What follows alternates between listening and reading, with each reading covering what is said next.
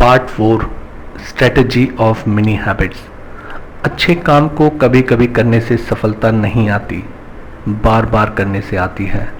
तो अगर will power limited होती है, दिन के शुरू में मैक्सिमम होती है और दिन के आखिर में मिनिमम होती है, तो 5 चीज़ें होती हैं जो विल पावर को कम करती हैं। फिर भी हम विल पावर के कम होने के बाद भी मिनी हैबिट बना सकते हैं, क्योंकि मिनी हैबिट में विल पावर की डिमांड बहुत ही कम होती है। आपको याद है ना, एक पुशअप लगाने की विल पावर ही तो चाहिए बस, या एक पैराग्राफ पढ़ने की या लिखने की विल पावर। तो हमारी डिमांड बहुत ही स्टूपिड स्मॉल है, इतनी कम है कि विल पावर की ज़रूरत ही नहीं पड़ती। इधर आपने सोचा और उधर काम हो जाता है। अब देखते हैं कि वो 5 चीज़ें जो कन्वेंशनली विल पावर कम करती हैं, तो वो क्या मिनी हैबिट पर असर डाल सकती हैं। पहली चीज़ है एफर्ट। एक पुशअप या ऐसे ही किसी स्टूपिड स्मॉल काम में कितना एफर्ट लगता है, नेग्लिजिबल। तो हार्डली यहाँ पर विल पावर की ज़रूरत होती है, क्योंकि यहाँ कोई ऐसा एफर्ट नहीं है।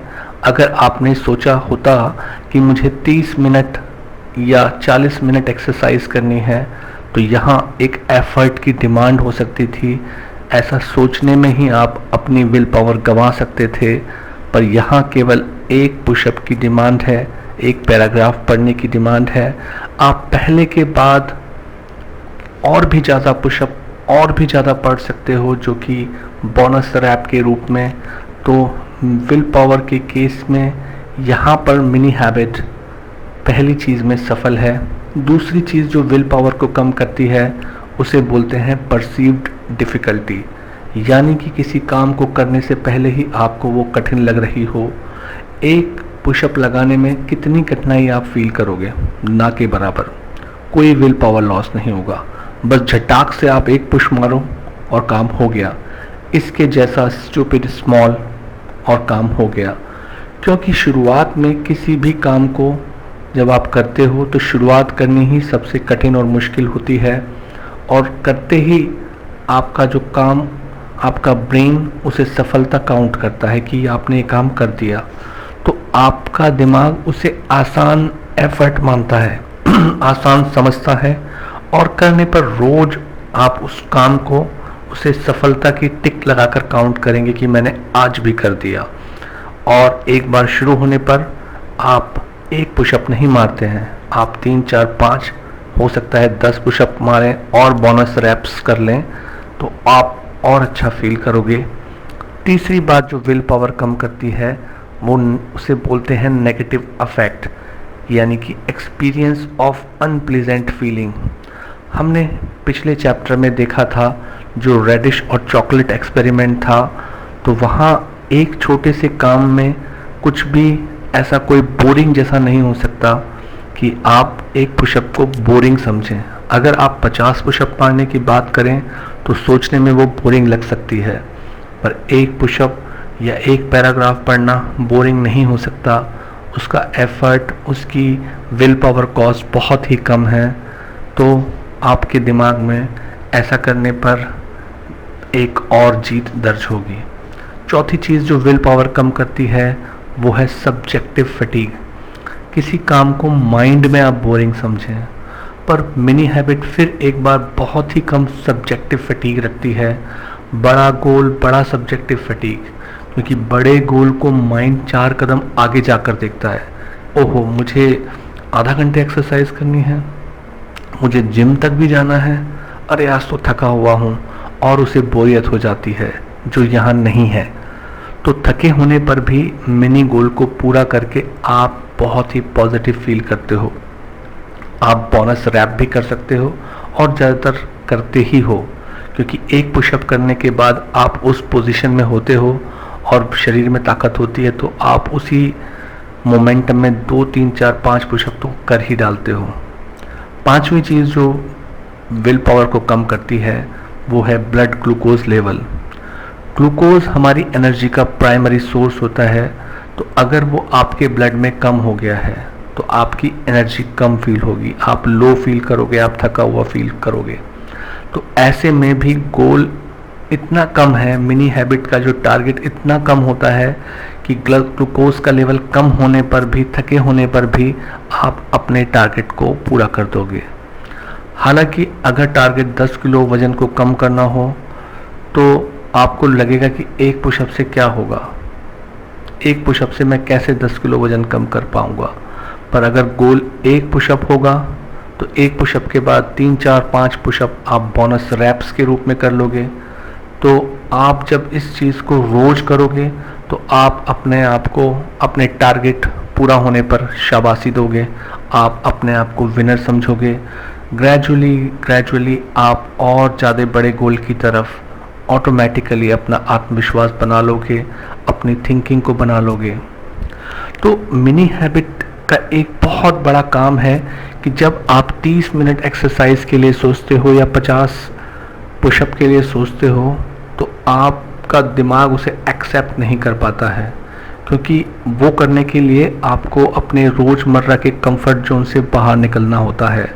पर जब हम कंफर्ट जोन में होते हैं तब हम रोज़ जिम में घंटे भर पसीना नहीं बहा पाते, घंटे भर रोज़ लिख नहीं पाते, पढ़ नहीं पाते। पर अगर कंफर्ट जोन से बाहर निकलकर हम ऐसा कर लें तो सफलता निश्चित है। पर ये एक बड़ा परिवर्तन है जो ब्रेन को सोचने में ही डिफ़िकल्ट लगता है। तो अगर आप कर पाते हैं या नहीं कर पाते हैं वही रिज़ल्ट को डिसाइड करता है। अगर हम कंफर्ट जोन को एक सर्कल माने और हम उस सर्कल के भीतर खड़े हैं तो मिनी हैबिट हमें रोज़ थोड़ी थोड़ी हिम्मत देती है, जिससे हम कंफर्ट जोन के उस सर्कल के आउटर एज तक पहुंच जाते हैं। फिर धीरे से एक कदम बाहर निकालते हैं, फिर धीरे धीरे संभल कर कुछ और कदम हम बाहर निकलते हैं। तो हमारे ब्रेन को पता भी नहीं चलता कि कब हम अपने कंफर्ट जोन से काफ़ी बाहर आ चुके हैं और तब भी हम कंफर्टेबल हैं। तो जब आप एक पुशअप का टारगेट लेके चलोगे, 4-5 बोनस रैप्स मारोगे, ऐसे ही कोई और स्टूपिड स्मॉल टारगेट बनाओगे और ऐसे ही धीरे धीरे करके अपने कंफर्ट जोन से बाहर निकलोगे। तो पहले तो आप सिर्फ सोचा करते थे कि मैं पुशअप करूँगा, 50 पुशअप सोचा करते थे और आप एक भी नहीं करते थे। अब आप एक का टारगेट लेते हो और 3-4 पुशअप, 5 पुशअप, कभी 10 पुशअप रोज़ करते हो। आपके अंदर भले ही एक पुशअप की आदत बनी हो जिसके बदले में आप 5 करते हो, पर कम से कम पुशअप को लेकर आदत तो बनी है। तो एक्शन मोड में आने पर किसी दिन आप 10 भी कर लेते हो पुशअप्स, तो अब आप पुशअप करने वाले आइडिया को लेकर कंफर्टेबल हो गए हो। यह न्यूटन्स लॉ है। न्यूटन का पहला नियम कहता है कि यदि कोई ऑब्जेक्ट रेस्ट में है तो वो रेस्ट में रहेगा जब तक बाहर से कोई एक्सटर्नल फोर्स ना लगे। वो फोर्स मिनी हैबिट ही है। या दूसरा, इसे ऐसे भी बोलते हैं कि अगर कोई ऑब्जेक्ट मोशन में है तो वो मोशन बना रहेगा जब तक कि कोई बाहर से फोर्स उसे ना रोके। तो मिनी हैबिट में यही हुआ कि हमने एक छोटा स्टेप लिया, उस डिज़ायर्ड बिहेवियर की तरह हम जो चाहते हैं अपने लिए, तो उसका आउटकम हुआ कि हाई प्रोबेबिलिटी रहेगी कि हम और भी स्टेप उस डायरेक्शन में लेंगे फ्यूचर के अंदर। तो एक बार मिनी स्टेप लेने पर आप मोमेंटम में आ जाते हैं। तो जितनी भी मोटिवेशन इंडस्ट्री है वो पहले मोटिवेट करती है, फिर आप एक्शन में आते हो। पर आप मोशन में तभी आते हो जब मोटिवेशन रोज़ हो, हर रोज़ हो, या बहुत थोड़े से विल पावर यानी कि मिनी हैबिट से आप रोज़ जब थोड़ा थोड़ा मूव करते हो तो थोड़ा मोमेंटम आता है, जिससे आप बोनस रैप्स करते हो, एक्स्ट्रा काम करते हो। तो समझिए बात बन गई। एक पुशअप करने गए थे, 3-4-5 पुशअप मार लिया तो आपने उस दिन को एक जीत की तरह रजिस्टर कर लिया अपने ब्रेन में। उस दिन मोटिवेशन भी है तो आपने और 10-15 पुशअप कर लिए, 20 पुशअप कर लिए। और अगर मोटिवेशन नहीं भी है तो 1 से 3 पुशअप तो आप उस कम से कम वाले विल पावर में भी कर ही लेते हो। मतलब कि गति बनी हुई है, आपका दिन छूट नहीं रहा है। हम जानते हैं शुरुआत करना ही सबसे कठिन पार्ट है, जो मिनी हैबिट में शुरू करना आसान है। और सेकंड स्टेप आपके उस दिन के बचे विल पावर और मोटिवेशन पर निर्भर करता है। जीतते तो पहले पुशअप के साथ ही हैं, पर यहाँ आपका मन आपके साथ खेलता है। एक पुशअप क्या 10 पुशअप का गोल बनाते हैं तो आपको लगता है एक पुशअप तो बहुत कम है, पर जब आप 10 पुशअप का गोल बनाते हैं तो बोझ प्री फ्रंटल कॉर्टेक्स पर पड़ता है। तो जब 10 पुशअप सोचते हो तो रोज़ किसी दिन हो सकता है कि मोटिवेशन या विल पावर हो, किसी दिन हो सकता है कि मोटिवेशन या विल पावर ना हो। तो उस दिन ब्लैंक डे जो आएगा, जिस दिन आप कम मोटिवेशन या विल पावर की वजह से अपना काम नहीं कर पाएंगे, उस रेगुलरिटी को मेंटेन नहीं कर पाएंगे, तो ये जो हैबिट का चक्र है ये टूट जाएगा। करना एक ही पुशअप है, फिर करते वक्त टारगेट अपने आप ही 3, 4, 5 पुशअप के बोनस रैप्स करके बढ़ जाएगा। पर पहले पुशअप करने से पहले माइंड ट्रिकअप कर सकता है। वो ट्रिक कर सकता है तो पहले पुशअप को करते समय 4-5 और पुशअप करने का रेजिस्टेंस कम हो जाता है। पर आपने अगर पहला भी नहीं करा है और आप सोच रहे हो कि आप 4-5 पुशअप और करोगे तो माइंड के ऊपर एक विल पावर रिक्वायरमेंट पड़ सकती है। तो 5 पुशअप करने के बाद फिर 1 पुशअप करने जाओ और फिर जब आप मोमेंटम में हो, गति में हो, तो 4-5 और कर जाओ। तो ऐसे ही माइंड को फूल बनाओ स्मार्टली, ना कि आप पहला पुशअप करने से पहले ही 10-20 पुशअप के बारे में सोचो। तो इसे हम स्मार्ट विल पावर मैनेजमेंट समझ सकते हैं। तो यहाँ आप देखोगे कि ऊपर कैसे आपने स्मार्टली विल पावर को 1 पुशअप पर टारगेट करके गोल बनाकर हमने 4, 5, 15, 20 पुशअप कर लिए। तो यहाँ हम 2 सिनेरियो देखते हैं। हम एक्सरसाइज 1 घंटा करना चाहते हैं तो हमारा प्रीफ्रंटल कॉर्टेक्स ये समझता है कि हम थके भी नहीं हैं, विल पावर भी है, पर आज मोटिवेशन नहीं है, या रोज़ मोटिवेशन एक जैसा नहीं होता है। जो आप बना रहे हैं स्ट्रेटजी, उसमें आप स्टूपिड स्मॉल स्टेप यानी 1 पुशअप का टारगेट लिया, फिर जब आप 1 पुशअप कर रहे हों उसी समय बोनस रैप्स कर लिए। तो अगर उस दिन मोटिवेशन है तो आपने और ज़्यादा बोनस रैप्स किए, 1 के बजाय 10-20 पुशअप्स कर लिए। उस दिन आप बहुत थके हो, विल पावर बहुत कम है, आज मोटिवेशन भी नहीं है, तो थोड़े कम कर लिए। जिस दिन आप थके होते हो, विल पावर कम होती है, पर आप एक्सरसाइज करना चाहते हो, तो आपका स्टूपिड स्मॉल स्टेप का गोल है 1 पुशअप करना। थके होने पर या 0 विल पावर या 0 मोटिवेशन होने पर तब भी आप मिनिमम पुशअप करते हो।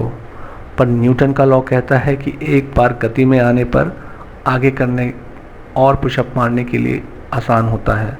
तो हो सकता है कि थके होने पर भी आप 5 से 10, 15 पुशअप कर लो, तो ब्रेन में ये उस दिन एक सक्सेस की तरह स्टोर होगा और लगेगा कि मैं इतना थका हुआ था तब भी मैंने पुशअप्स किए, चाहे 1 ही किया हो। सो मिनी हैबिट डिज़ाइन इसी बात पर निर्भर करता है कि मिनिमम विल पावर पर भी आप मैक्सिमम मोमेंटम क्रिएट कर सकते हैं। यानी कितने बोनस रैप आप जब 1 पुशअप मार रहे हों उसके आगे और मार सकते हो। तो आप उस चीज़ को अपने दिमाग में एक सफलता और अभूतपूर्व सफलता की तरह रिकॉर्ड कर सकते हो कि आपने कितने बोनस रैप्स लिए।